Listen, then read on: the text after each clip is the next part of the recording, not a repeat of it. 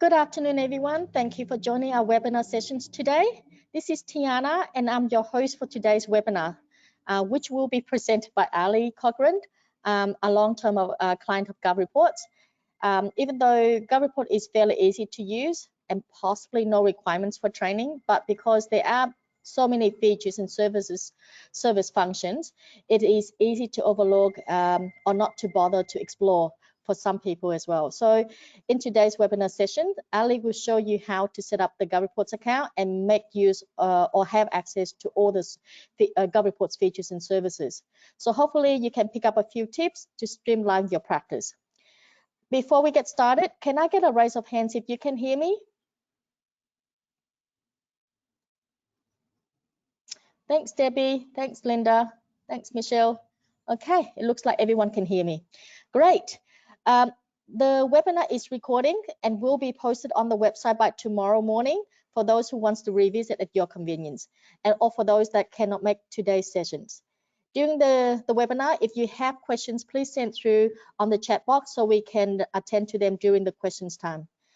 So let us get started. Thanks, Ali. Pass it over to you now. Thanks very much, Tiana.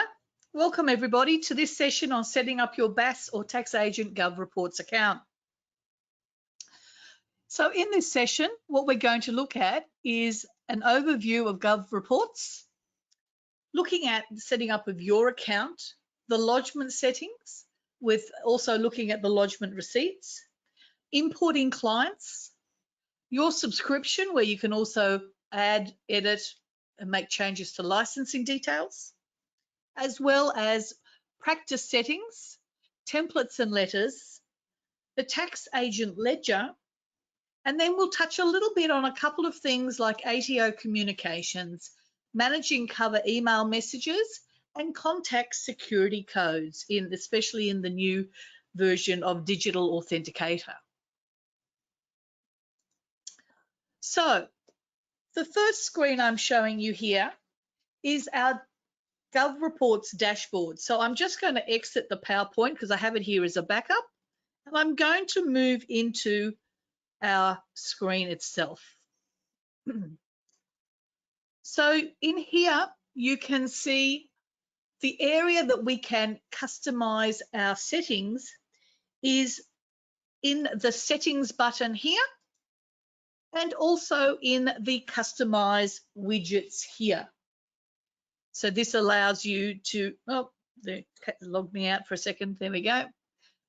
It allows you to choose what it is exactly that you want to see on your dashboard.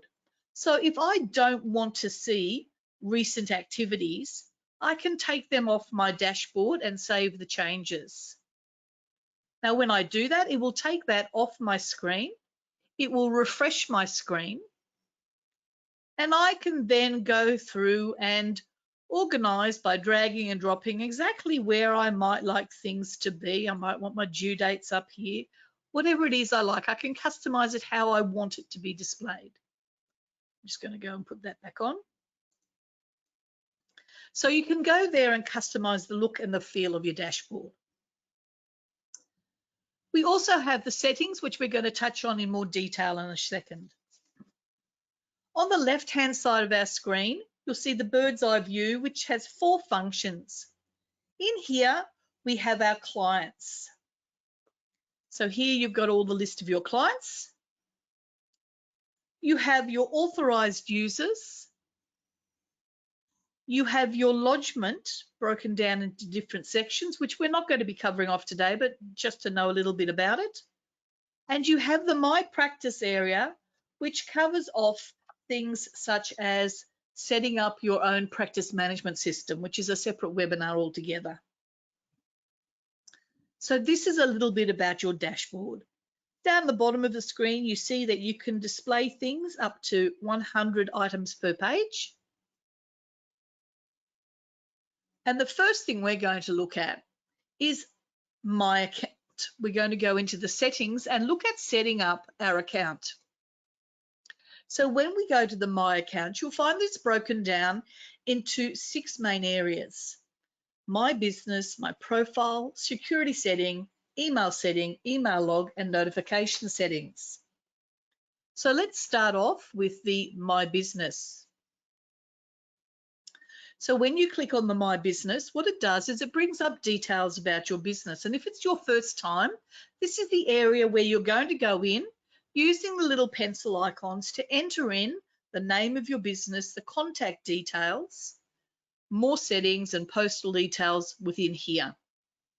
So this is where you go to put all this basic information in. We then move on into the My Profile area where you set up information about you as the BAS or tax agent, putting in your name, your details, your agent number, ASIC agent number if you have one, auditor number if you have one, type of membership, telephone number, all of this sort of information. You'll also notice there are some other buttons at the top where you can set an alias or change the username or change your password. Once you've updated this information here, you click on Save the Changes. Moving on then to our security settings. Now, I don't know about you, but security obviously is extremely important. And we want to make sure that we can, if we want to, enable the two-factor authentication. I certainly do. It ensures that no one has access to such sensitive information as tax file numbers and the personal details and birth dates of my clients. You can set up a security question option, or you could set up two-factor authentication. And it's not just limited to Google Authenticator. You can also have it so that when you log in, it asks to send you a text to a phone number or to your email, or if you've enabled the Google Authenticator, to the Google Authenticator. So choose one of those options from there to get yourself started. The next area that we move through is into our email setting. So in here, we can set up the incoming and the outgoing emails. So the thing that I want to look at there specifically is the fact that when we're looking at this, we want the incoming email address, we can set it up to be going into our own email address. So if we get an email coming back from a client, it comes to our email address. And we can have the outgoing email setting set to the GovReports. So when they get an email, it goes out saying that your name, agent name, has sent an email from GovReports to the client, and it has an introduction there. Sorry, Here. Sorry, can I interrupt just for a moment? Sure. The incoming email settings in here, this is only from GovReports, not your clients. Your clients, when they contact you, it goes directly to your email. It doesn't go through GovReports. Oh, thank you for clarifying that. I always thought it came the other way. So there we go. So here we go with the nominating of the email addresses. So there we've got this. This is where I want this sort of information to come. Update this information. You can see in here that you can choose the different providers for the outgoing email setting. I always leave mine at GovReports. I find it much easier than having any issues with sometimes with Google or 365 or whichever one it is you're using. So update your information in here, and we move on and have a look at the email log. So the email log gives us a really quick summary of the last 3 months activity in this instance. And you can see the receiver email address, what the subject was. So that came out of here, went to that receiver, and what it was, who the sender was, what the email address was, and the status and what time it went. If I click on open, I'll actually bring up a summary of the email that went out, and you can see here the information about it.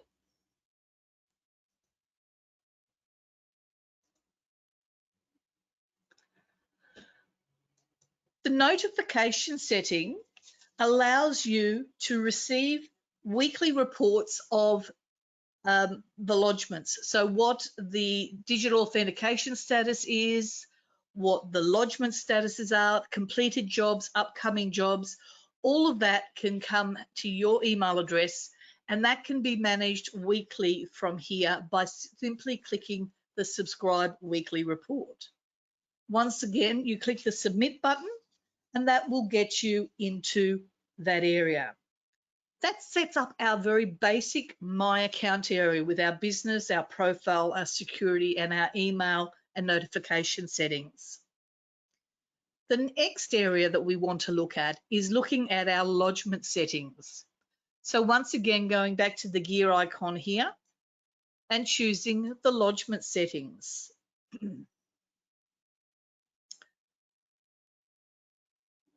Now, depending on what software you have, if I'm not mistaken, Tiana, if you're a tax agent, you may see a few more options on there.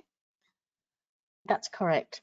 You will see Because the I'm a BAS agent, I'm not seeing things such as, I think there's pre-fill and rollover and stuff like that, isn't there? Yep, EFT reconciliation reports and so, ELS settings in case if there are old tax returns that might be lodged, but at the moment it's not required.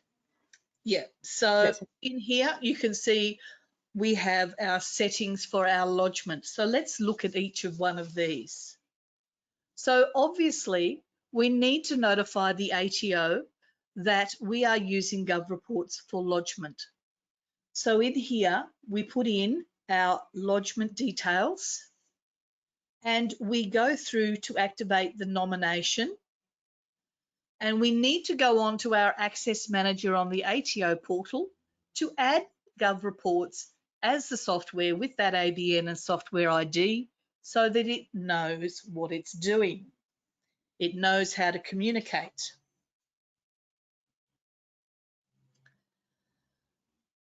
Now I'm going to flick back to my PowerPoint for a moment because some of the next screens relate to tax agent information that I don't have visible in my version of GovReports. So I'm just going to flick back there for a second and I'm just going to put that back on the screen. Oh, and it's changed my settings. So in here, if you are a tax agent, you will have the rollover settings, which allows you to select the reports and the rollover forms, and if you want to roll things over and how you want to do it. So in here, you will follow the drop-down options and select what you want to do with the rollover. And this is to note, this is to, as I said, this is for your tax agents. And as a BAS agent, I can't speak too much about it because I don't use this one, but this allows you to set the rollover criteria. The other option that we have is the outstanding reports setting. Now, this is also available as a BAS agent. One of the benefits that I find in GovReports, and you'll probably find it as well, is that the outstanding reports can be turned on to sync automatically and update on a daily, weekly, fortnightly, or monthly basis. So this allows you to automatically know what clients' reports are currently outstanding, and you can update that syncing based on your preference. So if you want to do it manually, leave it on manual. If you want to do it weekly, turn it to weekly. And you just simply then click the submit button.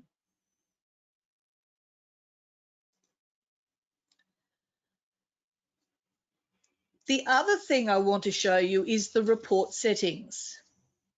So in the report settings, we have a couple of options. The first one is the lodgement receipt settings.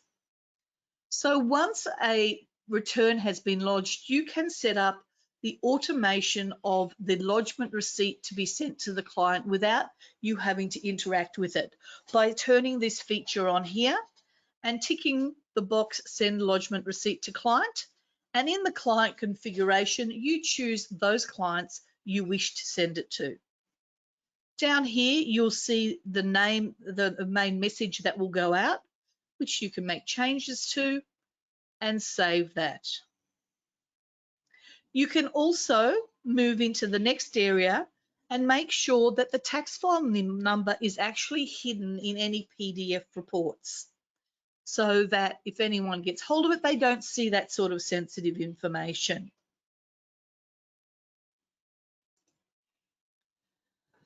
Also, if you don't want Powered by GovReports showing in the PDF reports, then you can turn that off as well by ticking this option. And in the report declaration settings, you have the option to fill the details with the account administrator's details or with the actual report preparer's details. So in that declaration section, it'll have the signature, contact number and name in that section, and that will change if you choose administrator as opposed to the report preparer. Any changes that you make, click Save Changes. I just want to add something there, Sure. Ali. Sorry to interrupt. This is particularly relevant for tax agents who have more than one person in their practice. When they're preparing the tax returns, the person that prepare and lodge it, you want to put their details on. That's where you set up, you know, whether you want to fill out the principal agent on the account or the person that prepare the reports on the report. Or for BAS agents as well. We have more than one agent in the practice. Absolutely. Okay. And that could just apply to you just as easily as in a BAS agent practice as well. Okay, so the next area we're going to go to in the settings menu is the subscription settings.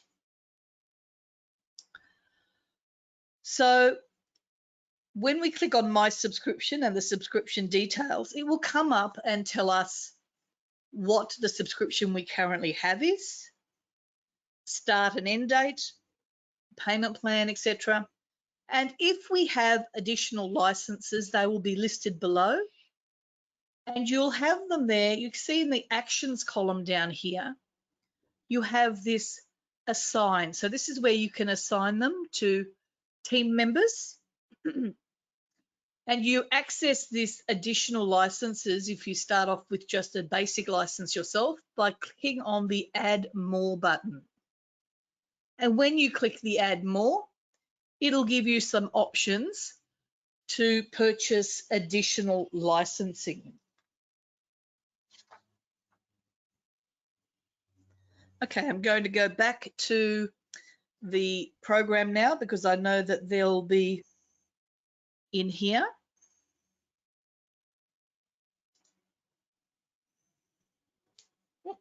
Set subscription settings, we've been gone.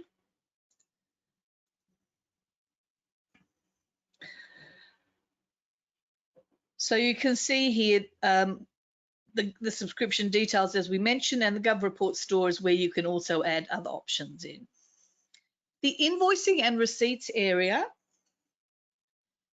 this area will show you your invoices and the date that you have received that invoice, what it was for. And if I go here into the action column and I print this, what will come up is a copy of the GovReports invoice to me for my subscription.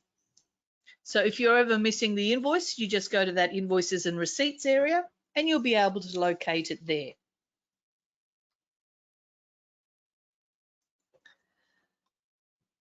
You'll also have a transaction history as well as recurring payment details where you can enter in your credit card details so that you can automate the renewal of your subscription.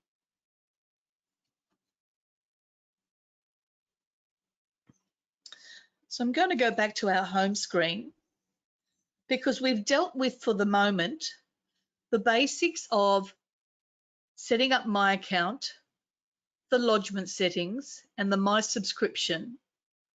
But one of the things that we'll want to do, and most importantly, is we'll want to bring in our clients. So when I go to My Clients on the left here, you'll notice that I have an option for adding them manually. So I can click New to add the details from the client. You'll notice this little import from ATO, and I'll talk about that in a moment. You'll also notice that we have a drop-down box here where we can export things to CSV. So if we want to import them via CSV, my suggestion is you add your first client, then you'll know what fields are there when you export them. So then you could actually import the clients via CSV if you wanted to. The other option is to actually bulk import your clients from the ATO or single clients from the ATO. So when I clicked onto New here, you could see that I could import that client singly from the ATO. Now, when you're setting up your clients in here, you'll find there are certain fields that need to be created. You don't need to create this reference number yourself. It automatically will do it for you. And at that time, you'll see here that you can also choose to pull the outstanding ATO reports. When you tick that, it automatically adds to the list of clients where the outstanding reports will sync and come in on a regular basis if you've set that up. So when you go import from the ATO here, it will open up a different screen and take you through.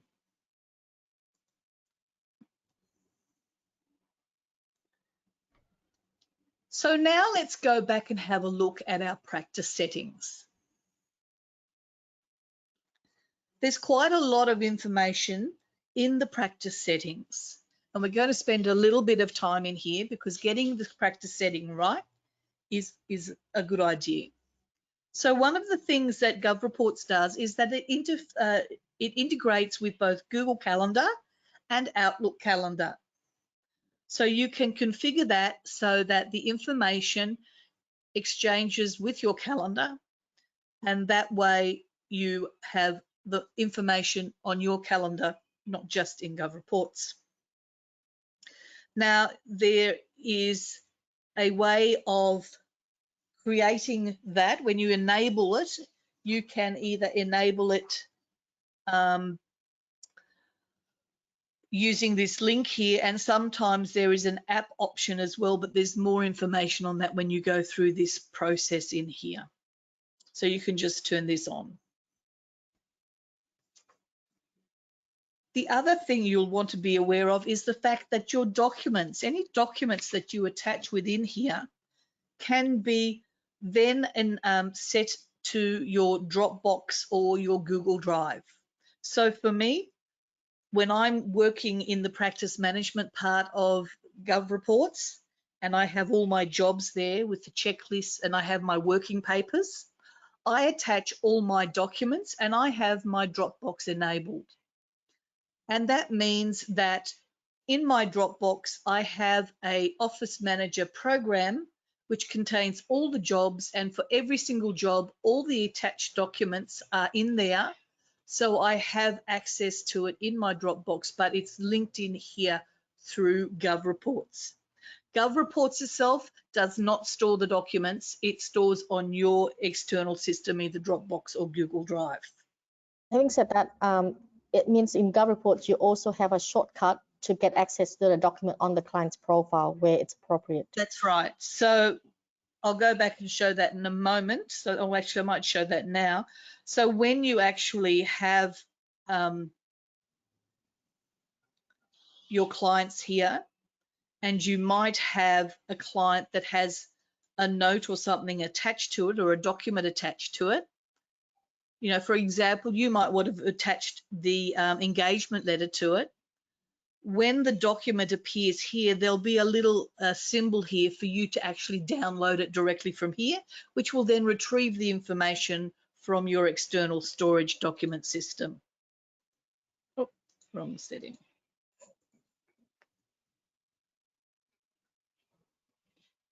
Now let's not forget billing. If we're going to use the system for billing, in here we can set the rate per hour that we might want to set. So for example, we might want to set this up at $1.75 an hour, whatever you want to say, and whether it's tax inclusive or not, and update that. So this is going to help feed into when you are generating your invoices to your clients. We then move on to our invoice setting, where we will set up information, additional information about whether we give discounts, terms and conditions, etc., any notations that we want on our invoices. The job status is a little bit more about jobs that we may have for clients, and we can choose what job statuses and settings we want to show. You can see in here all the different types of job statuses there are that interlinks with the practice management area, where you choose the types of jobs and their statuses. So at the moment you can see in here we've got not started, ready to start, etc.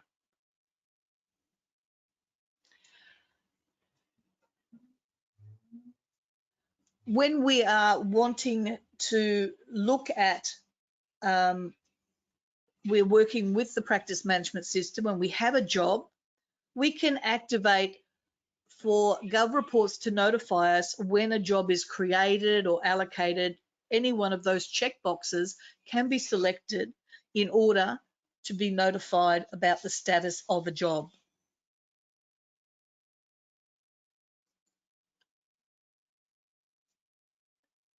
The next area we want to look at is our new client services. So this is sort of like a checklist of all the services that you provide in your practice. So you can go through and set up different sections with different things that are that you offer in your practice as a service. Now, going through here on the right-hand side, you can see there's an edit button, and this will allow you to go through and add additional things in. So the little plus sign will let you add an item, the edit sign will let you edit the field you're in, and the delete sign will let you delete, obviously, the trash can. So you can go through and add and customize the services that your practice offers in this area. And this will become important when you are using letters and templates, especially when you're setting up engagement letters. So this is a services list.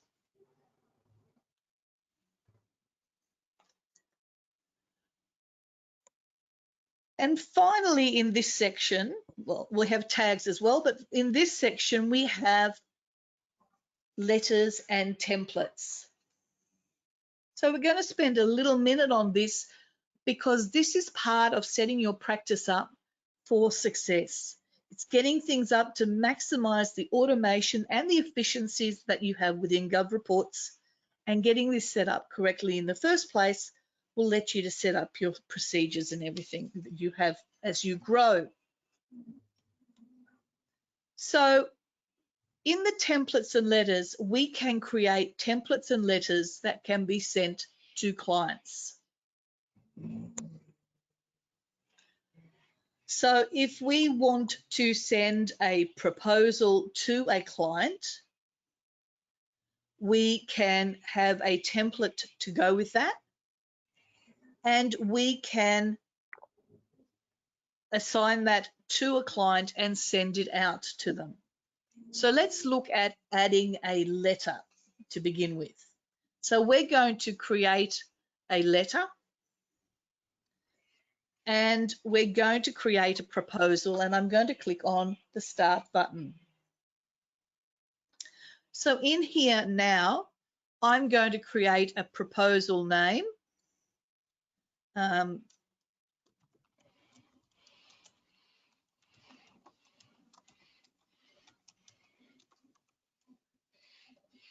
Proposal. and I choose the type of letter I'm using. So in here I have a couple of letters, but I've chosen proposal in this instance. I'm going to put in the commencement date, so it's going to commence on the 1st of May, and the end date is going to be the 30th of April next year. And it's going to be for the period ended, I'm just going to say 30th of June 2024. Now I'm going to choose my services, and I'm going to select the services. My dear. You need to select the client first. Oh, because of course I do. Not all clients will have the same service. I'm just going to choose this one will do. My brain has just gone numb. So now this is where that client services checklist will come in. So it's coming through. It's going to take a moment. And in this one, I'm going to choose what it is that I'm offering this client specifically. I'm offering them this information here. I'm doing payroll, their TPAR, and their BAS. And I'm going to click on Save.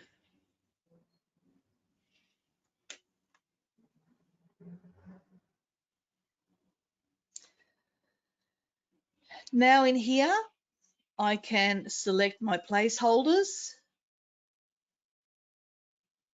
such as my practice name. You can see it's in here, logo, and there I have the information because I have this template already set up.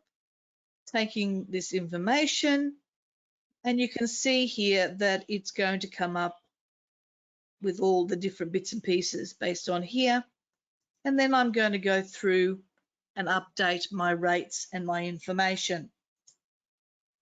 Now, we don't have time to go through everything for today, but if I save this,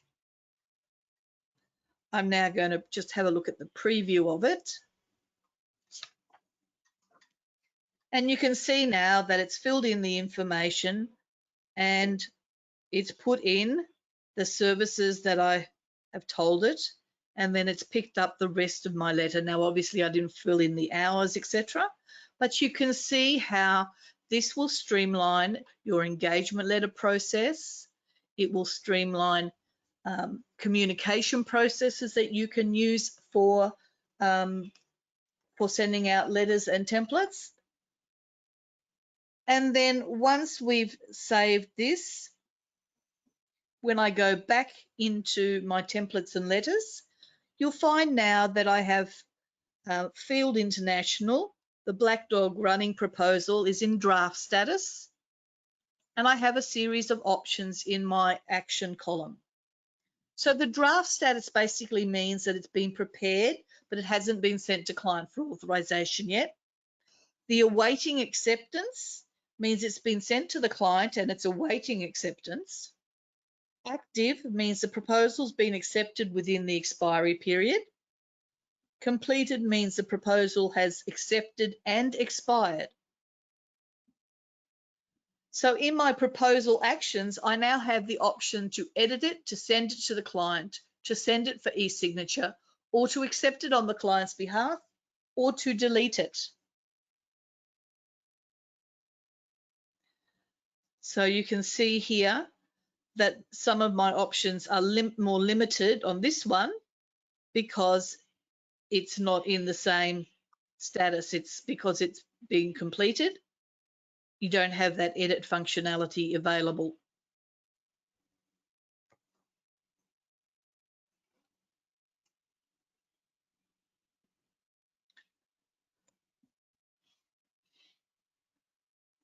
So along the top here, you can now see the status of my letters. You can see that I have 5 drafts, 4 pending and 1 accepted.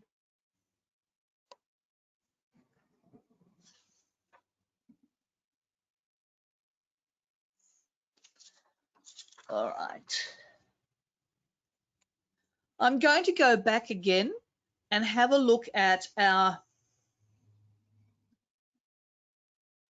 settings in our practice settings. And I want to go back and just go through how in our client services, I just want to go through this edit screen to add a service. So if I want to add a service in here, it's going to give me an option of putting in the name, and you'll see there that it has a type of checkbox or text. So when it asks a question, it's either you're going to either tick it when you select it, or you have some text. Now, all of this information, don't forget, if you're not 100% sure, you're able to find this on the GovReports user guides area.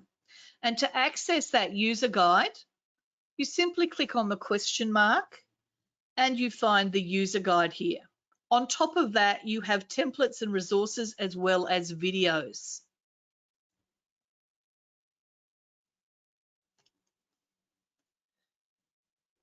Now, going back to my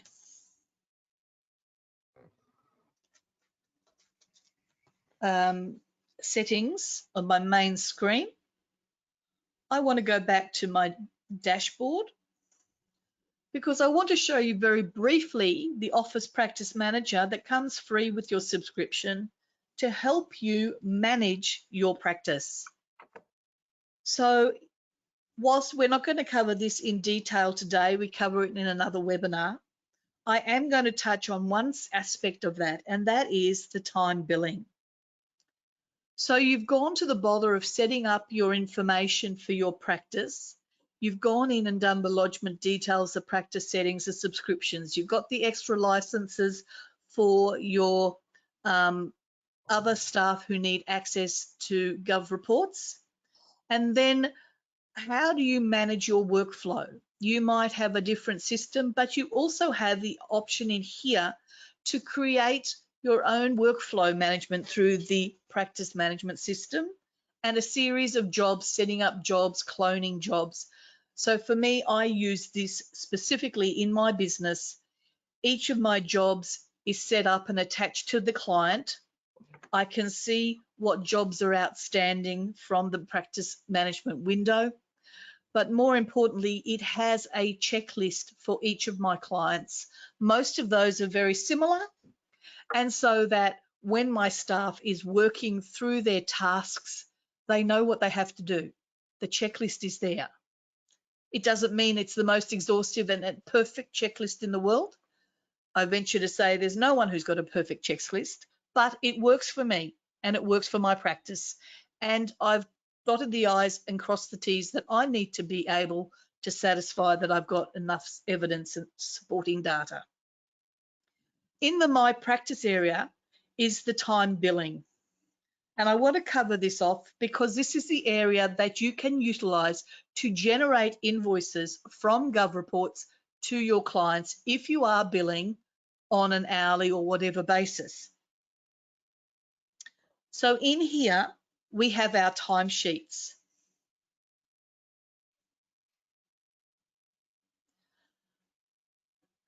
So you can see here that we have a timesheet and we can add a new timesheet.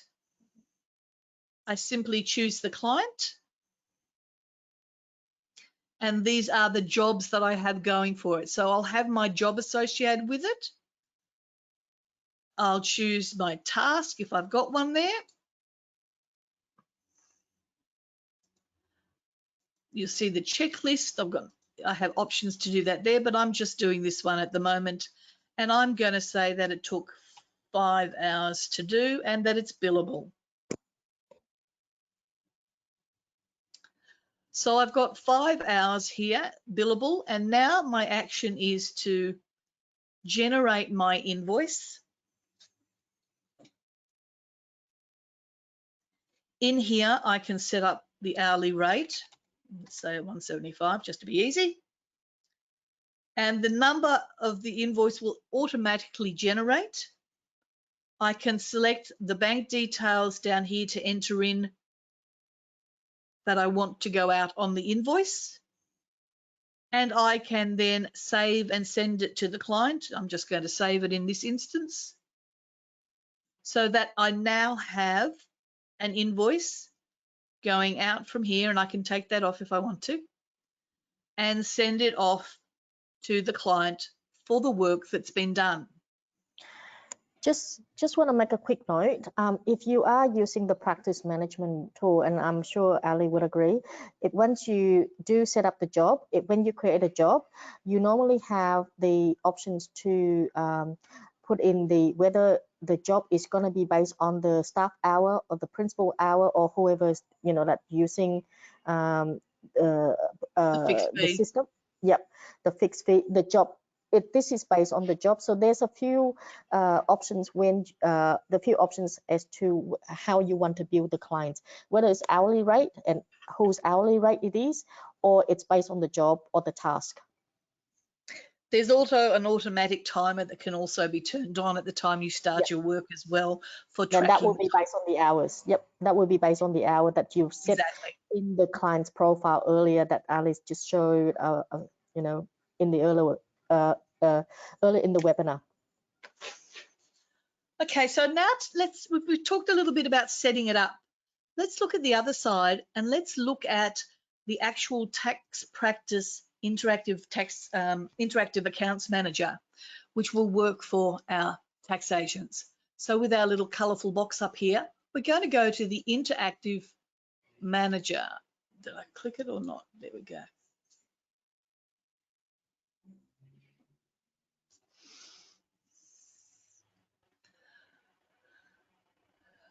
So with the interactive manager, this allows you to create a whole series of events. So let me just bear with me for a minute. I just want to grab my... Go to Ledger.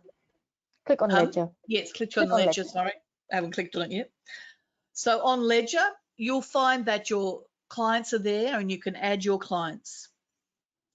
Now, with the Ledger, you'll notice that when you click on the client, you can open it. You'll click Start to begin with. So let's start on this one, My Girl Designs.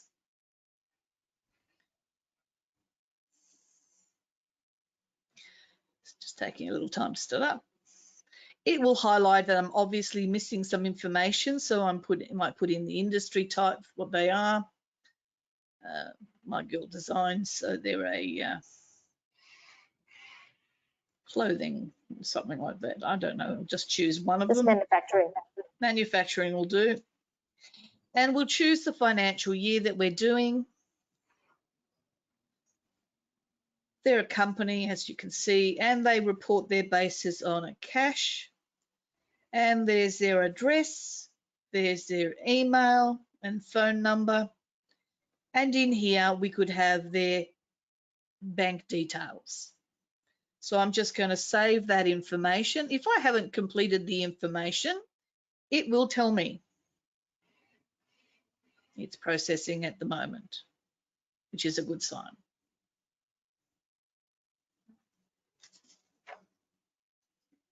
Has it finished? Yeah, it's still doing it. It's a testing account. Pardon? It's a testing account, so it's not on production. It can be slower. Just takes a little bit longer. So I'm just going to go back a page and cheat. It's because you didn't complete all the business details. Yeah, there's something missing. So I'm going to go to the ledger and I'm going to go to this one, which I know is complete because it's already not complete. It's already, yeah. So this one's already complete. So in here, in the information here, in the settings, you'll see that there's the organisation's profile. You can put in the directors, their opening balances, minutes, their years, all this information about this specific entity. Now on the left-hand side, you'll find that our bird's eye view is now very different to what we saw in the normal GovReports lodgement platform. In the banking, we have the bank register. And in here, you can add the bank details. You can import statements and bring things in. And we have our bank feeds. where you can set up rules, import statements once again, and then you can go through and categorize your transactions. Within the accounts area, we have a chart of accounts. So I would probably say go to this one first if you're going to be using this as an interactive tax ledger with your clients to prepare their returns. So in here, you can add new accounts. When you click on here, you can actually go through and edit the name of the account. So it might be a bank, but you might like to call it, you know, NAB account XX1234, something like that, so that you know which account it is. And you can see that you have a standard chart of accounts that's in here that can be customized to suit the needs of your client. In the settings, you can reset that as well. You have the ability to create general journals. So in here, you can either import journals or create a new journal,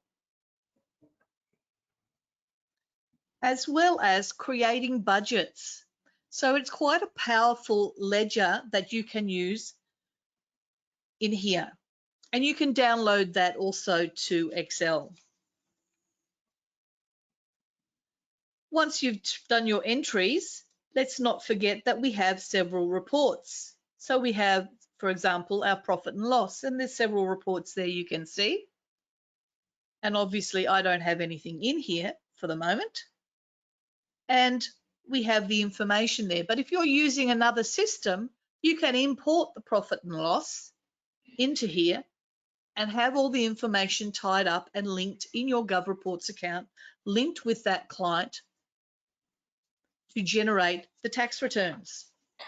And also the financial statements. And the financial statements. So you can see down here, you have the financial statements.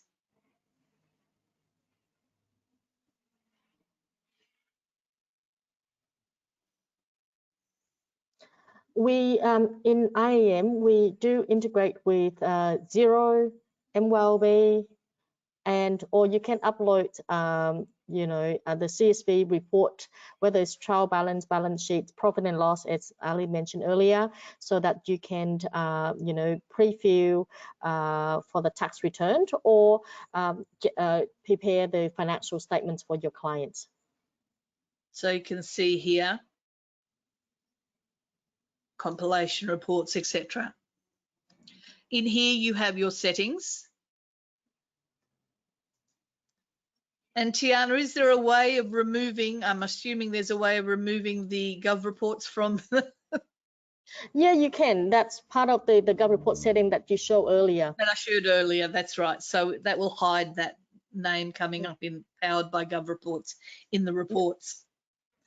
So you can see it's quite a powerful tool. And you can see that down here, we also have our link through to do the GST, our IASs and our BASs. So this will produce the GST summary based on the setting that you've chosen, or you might be accrual. So if you was running it on accrual, it would produce a GST summary accrual report. When you go through to do your BAS return, it would pull this information in. And in here, you have your BAS link set up. So in here, you would go through, make sure that everything is mapped the way it should be, and save the changes. So you can set up what this person is, whether they're a small withholder or a medium, whether they don't have PAYG, whether they're cash, whether they're accrual, etc.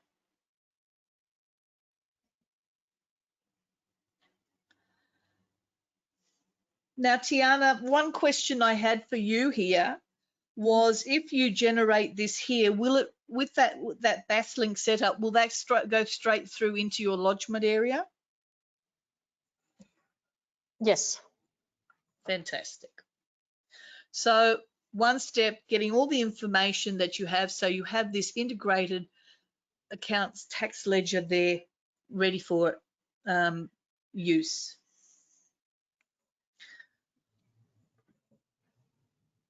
Okay, so I'm going to go back now to our normal GovReports platform, our normal dashboard, the lodgement system. And I'm going to touch on a couple of things that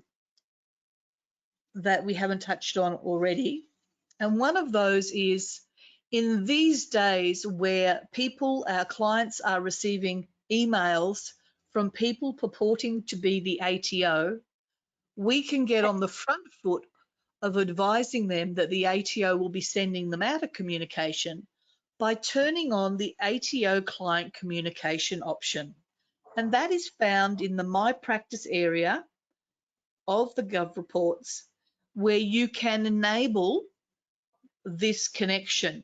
Now, when you enable this connection, and I don't know if it's going to work for this one because it's a test environment. It won't. It won't. So what will happen is it will come up with all the client names and all the documents and dates that the ATO has actually sent out a communication to them.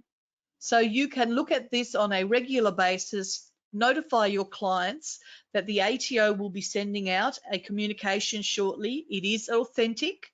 They can rest assured that that information is correct. And likewise, if they contact you because they've received something and they're not sure, you can also utilize this to confirm whether it's bogus or not.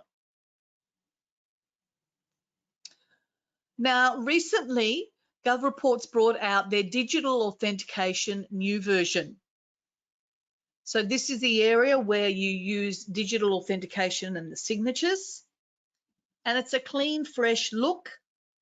And one of the areas we're going to look at here is the ability to create and edit and save messages in GovReports so that you can choose from those different messages when you are setting up or sending documentation out to your clients.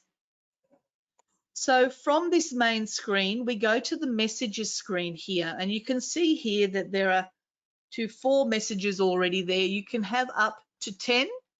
If you need more than 10, then you can use the letters and templates area that we touched on before to create another template message.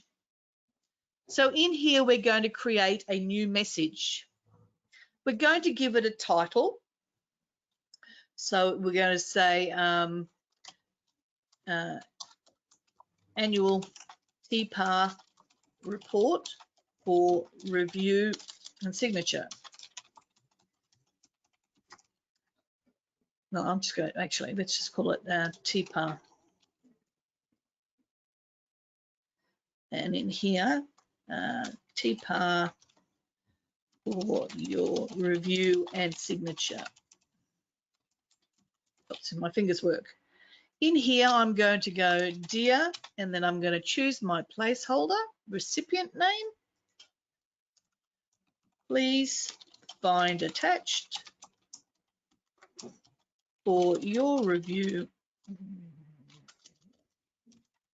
You can hear me typing, and signature, the annual TPAR report due for lodgement with the ATO.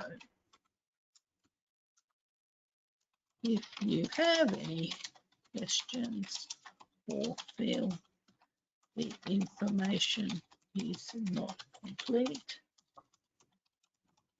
please feel free to contact us. Kind regards. And in here I can go send a name, send a signature, whatever. I just put my name in and I click save. So now I have created a new message. Ali, I just want to add, if you had your email signature set up in email settings, your name would automatically come up for every email that got sent out, or the end practice. You didn't have to put your name there. Yep. That's the reason that we didn't add it there. I don't have it there, that's right.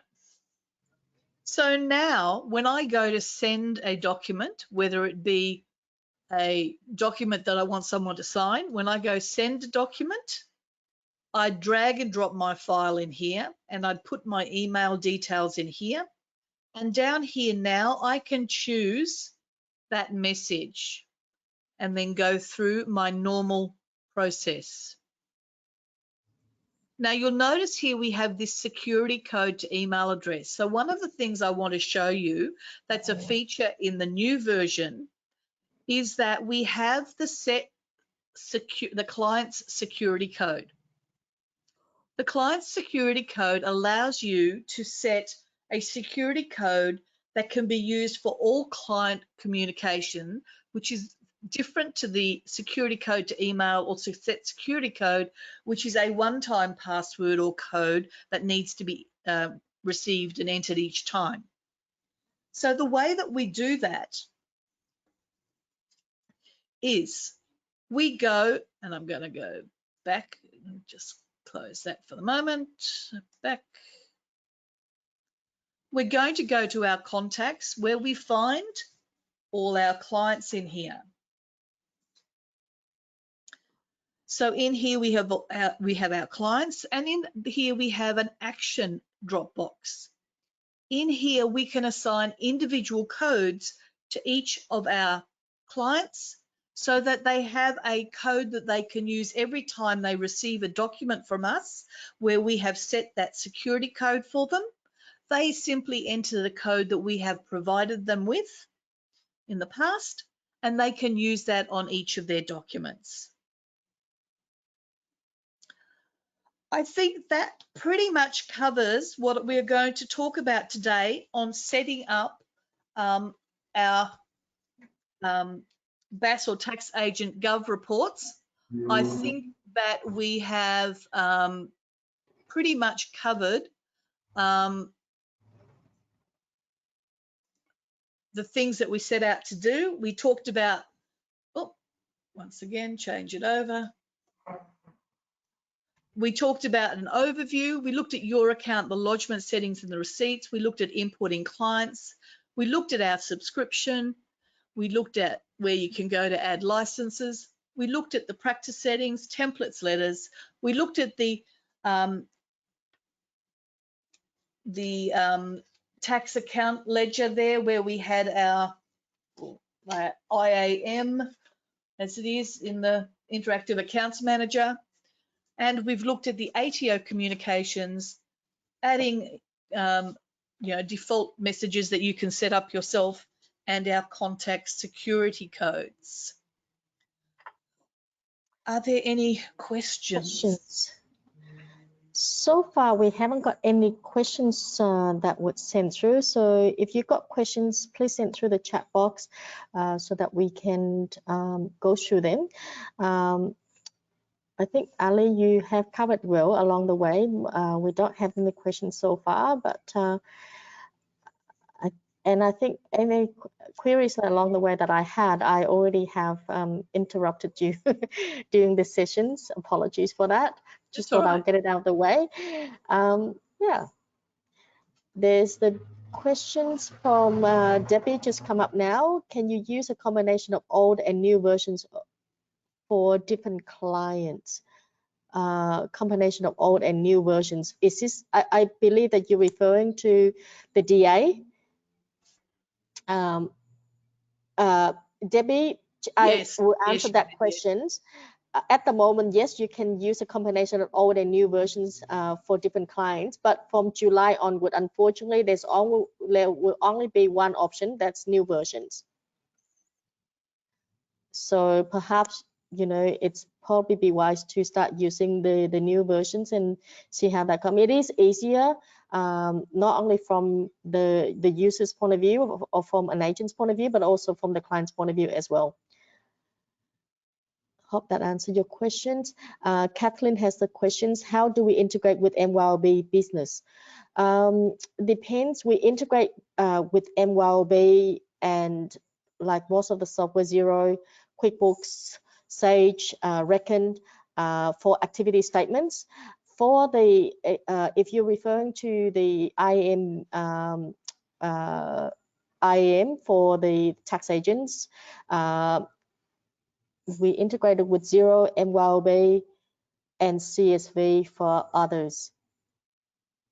If you we integrate so you don't have to do anything. If your clients are using MYOB, then and also of course SDP as well. So if your clients are using MYOB and you need to import the file, so depending which report it is, if it's an activity statements, you just go to activity statements where you have the options to whether you do it manually or import from another software. I hope that answered your questions, Kathleen. And then there's questions from Sam.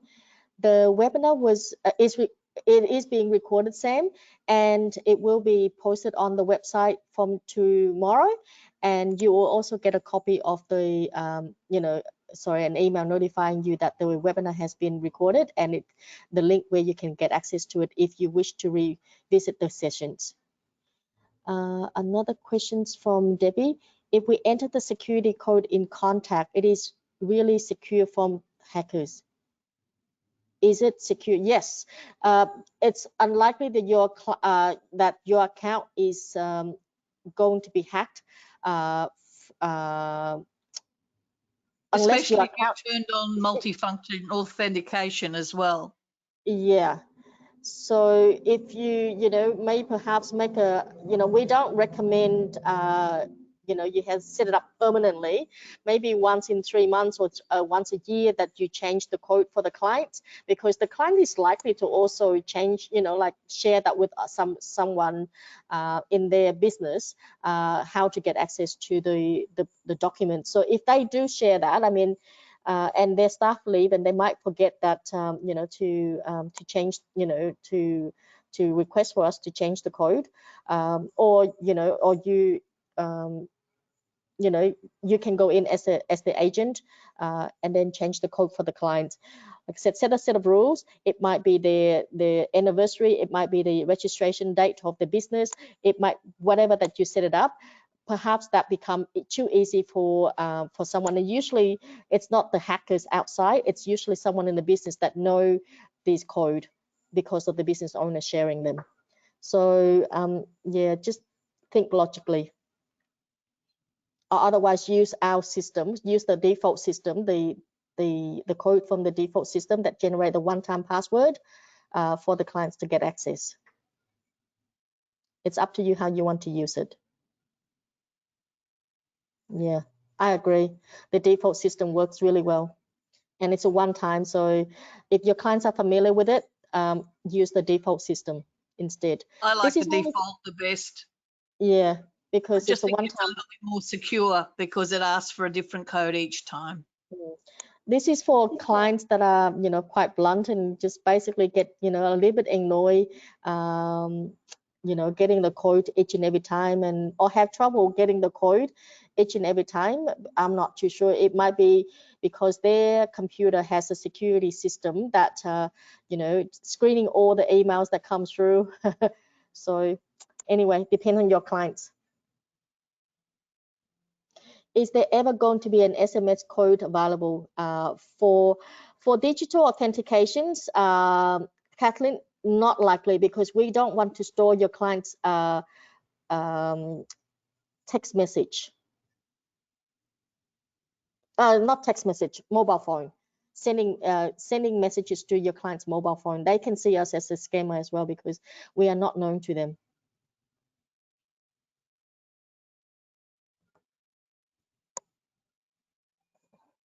Okay. Any other questions? It seems like Kathleen is happy with that. Cindy, do you want to add anything? Well, good. So if you do have, we're gonna finish off now. Thanks everyone for coming on to this webinar today, and thanks Ali for sharing your experience with us. If you have any other questions, please do not hesitate to contact our office or send us an email. We're more than happy to answer your questions. Once again, thank you for your attendance, and we look forward to see you again soon, maybe tomorrow for the next webinar. Thanks everyone. Good night. Thanks, Debbie.